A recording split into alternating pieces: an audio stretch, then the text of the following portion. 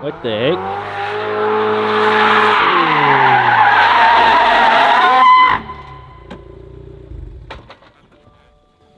Alrighty guys, welcome back to the channel everybody, and in today's video we finally have a fuel system upgrade for the 2023 Gymkhana Grid GR Corolla.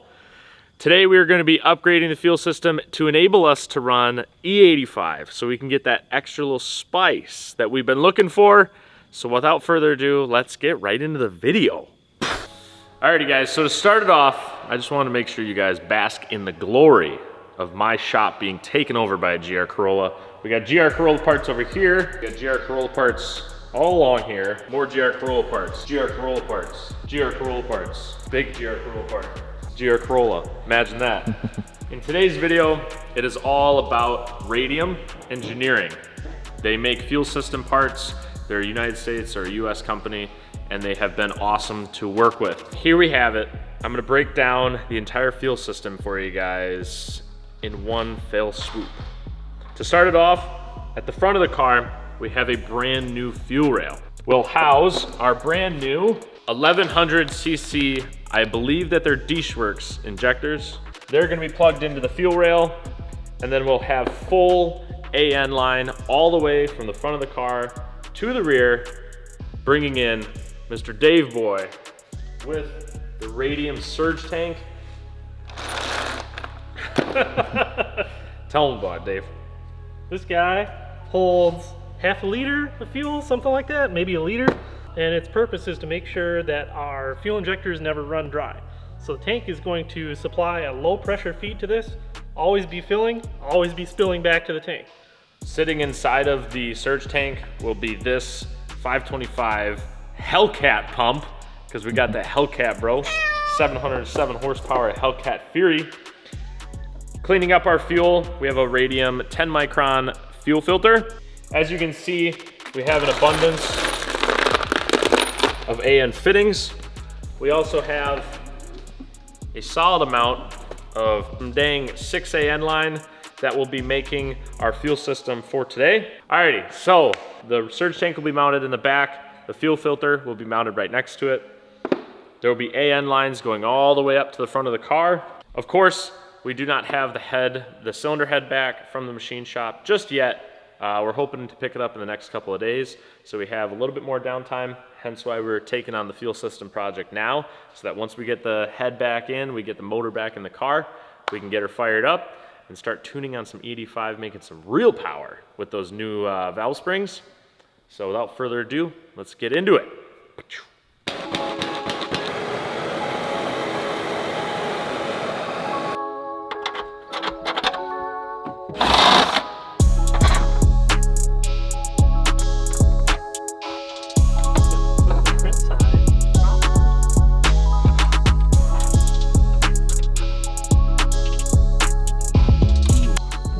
Quarter, something like that. Dang, that's huge.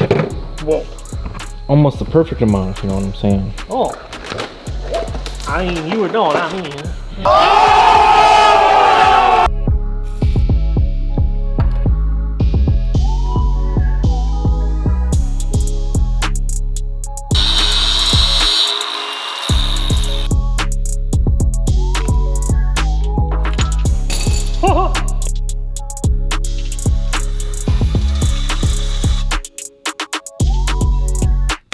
Go down. You can tell there's a little tension there, but that's why they're swivel. This thing can rotate a little bit. So, baby. rinse and repeat 48 and a half more times. Let's go. A few moments later. It's on there right and not cross-threaded. Nah. Nah. Then we have more threads. More is better. It's gonna be kind of like that. Oh yeah. I remember it being significantly easier than this. Maybe you just did it better putting it on than Toyota. Well, I don't know. They might get offended if you tell them that.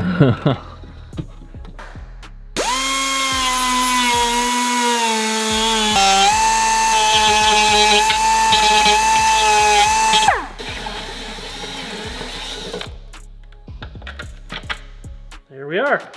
Let's go. Just as a safety precaution, this is the one we don't want loosening up.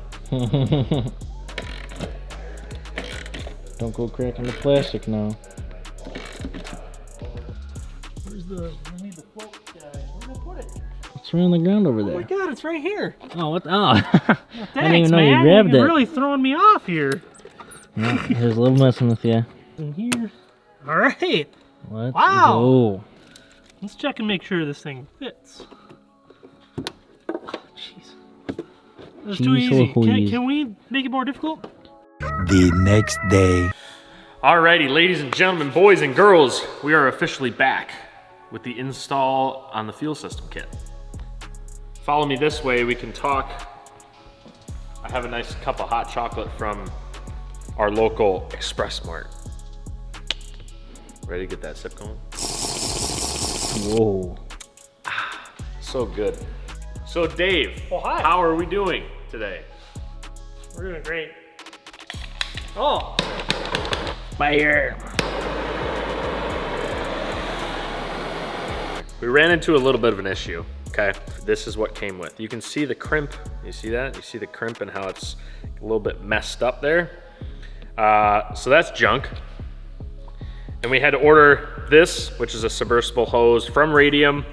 So we had a little bit of weight. That's why you might notice that I'm wearing a different shirt. Dave's wearing a different shirt. I'm probably still wearing the same. Yeah, different day, Same different. month. Yeah, laundry? What? Laundry, what? So that's really cool that we finally got this to work, because that was one of the issues that we kind of ran into the other day when we were installing it. Next up, you got something? Yeah, this thing, this abomination, is what we were going to use to split into two feed lines. The flow, so we would come in through here and it would hit a wall and then split off, and it just doesn't seem very good for flow. So instead, we ordered a Y piece. I think the Y block design will definitely work a lot better. Like Dave said, it doesn't have a complete block in the fuel line or in the flow of the fuel. We bought new bulkheads. So by bulkhead, I mean the AN line, or the fitting that actually is gonna go through the chassis down here. So we drilled 3 holes. So we ordered 3 brand new pieces from actually Summit Racing, because Vibrant or Radium, I don't think actually makes these ones either. And as you can see, they actually came, we ordered these like Teflon washers kind of. They're like a plastic. And what this helps with is not allowing it to have metal on metal contact. So what we have is the main feed line that goes here. So you have a fuel pressure regulator. The main feed line that is gonna feed the fuel rails at the front of the car goes through our 10 micron filter, around another bend, and then through a bulkhead down below. And then this is gonna lead up front to the fuel rails. Here we have 2 other lines. This is a feed from the tank. So we have the stock fuel tank and the stock fuel pump feeding this surge tank and filling it up. And then we have this return line. So when this Radium surge tank gets full, it actually just keeps pumping and then pumps the excess back into the stock tank. The reason they do that is just so that surge tank always stays topped off, because the last thing we want is for that surge tank to go low and then have slosh and then lose fuel pressure and then blow up our motor. Because if you guys remember, the last thing that we want is for our motor to blow up. Right, Dave? Yeah. So, Dave, here's a question. How Yeah. do you know if the injector actually seals? Well, we could do a boost leak test, you know, when we get it all together. Basically what Dave is saying is we don't until we run fuel through it and it goes psh. Hell yeah, brother. That Well, there we fits go. really well. Heck really, yeah, really brother. That gives you guys kind of an idea of how the Radium is actually gonna sit in there. Hey, you're dripping. Oh, my bad. Oh! The drip king, dude. The drip king. The drip king over here. The drip king. Merch coming soon. I don't know what's wrong with these guys. He's gonna make a little mock-up of a t-shirt with you and the drip king on it. Oh my God. Why are you complaining? You're gonna make some money from this shit.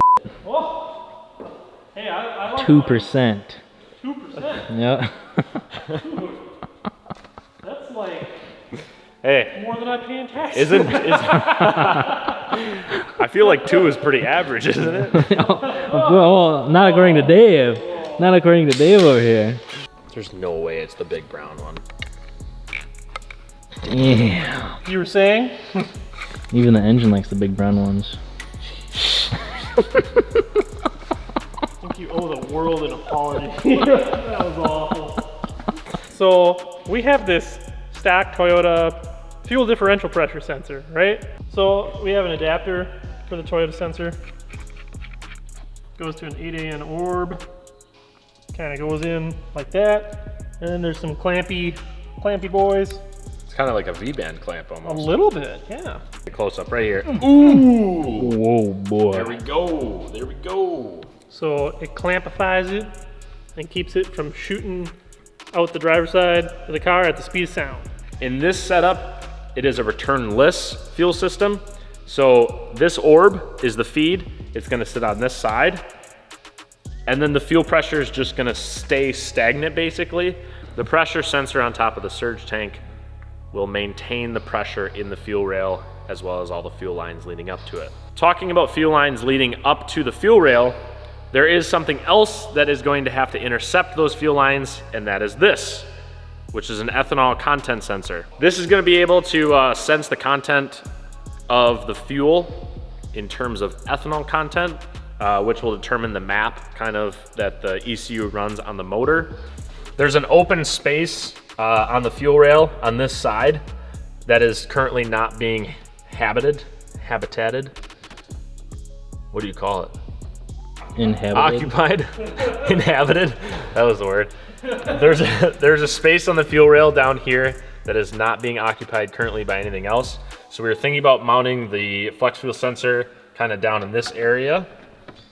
And what you guys probably saw is we're gonna have a 6AN line come up on this side of the motor, wrap up, and then the fuel rail is gonna be like right around this area. So not that bad in terms of length of a fuel line and stuff, pretty easy in terms of creating AN lines.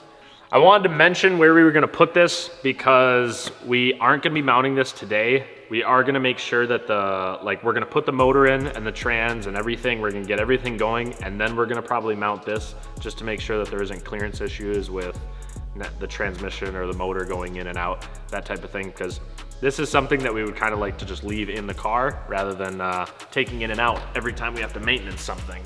Sadly, we can't really show you a finished product in this video because the motor is out of the car currently. But while we were on kind of the topic of Radium, basically gonna get Radium's entire kit that they make for this car. They make a couple different parts and we have them here ready to go. First kit is the coolant tank. If you look, take a look down here to your left, this plastic tank right here is plastic, and that is a bad thing. Pushing the heat and you're doing the donuts, something that can happen to that plastic there as it goes, and that is exactly what we do not want to happen. So Radium makes a cool replacement that is a freaking awesome piece of CNC aluminum that is a expansion tank or a coolant tank, and that's gonna kind of sit in that stock location. Next up, we have a catch can. Little catch can, but it's a little catch can for a little motor. You have a couple AN lines that then adapt to a rubber line. It comes with all the fittings in here, which are super awesome. It also comes with a mount. Nice little fancy mount here. And this is actually gonna get mounted up here, kind of on the passenger side strut tower, somewhere in this location. This is a GR Corolla specific part. The GR Yaris doesn't have the same strut tower location kind of available to mount this. So people were wondering if this is available for the RS. It is not. This is a GR Corolla specific product. Along with that catch can, you have a petcock valve below it, which is this. Don't really understand what that does. It's a drain kit. It's got a little turning knob ball valve thing, a petcock valve. Last but not least, we have a master cylinder brace. Something that I haven't necessarily experienced personally, but they clearly make the part for a reason, so I ordered it. It's a master cylinder brace that braces the master cylinder against the strut tower on the driver's side so that you don't get flex especially like in a race application or something like that. When you're jamming on the brakes, the master cylinder might actually flex a little bit because there's so much pressure going through it. And you don't want that to get too torqued in one way or another, because then you could lose your brakes and that would be very bad. So it wasn't that expensive, like 60, 70, 80 bucks maybe. So I bought it. It's got a really cool green bolt. So I think it's cool. Super sick. Branding on it. Super awesome. All this will be installed in the next probably week or so. We are planning to have the motor ready to go. You guys are watching this on a Friday when it comes out. We are actually planning to have the car on the dyno by the Friday after you're watching this, or the Friday after this video comes out. So hopefully, cross your fingers, everything goes well. The dealership gets us the parts that we need and we can get that motor in that hole. Alrighty guys, so that is gonna be the end of this video. If you guys like the video and you are interested in the fuel system stuff, please go down below, hit the like button. If you guys have any questions, I know we kind of skipped over a lot and we never actually showed a finished product in this video. We will kind of revisit the fuel system once it is all completed and the engine and everything is in the car. We will go over it again. If you guys aren't subscribed to the channel, what in the heck are you doing, bro? Come on. I mean, we're freaking building the craziest GR Corolla in the world. And I'm gonna be honest with you, I just got some new parts for Mike's 86. So next week, you guys should look forward to a video coming on the build series on Mike's GR 86, because I just put in a very large order of parts.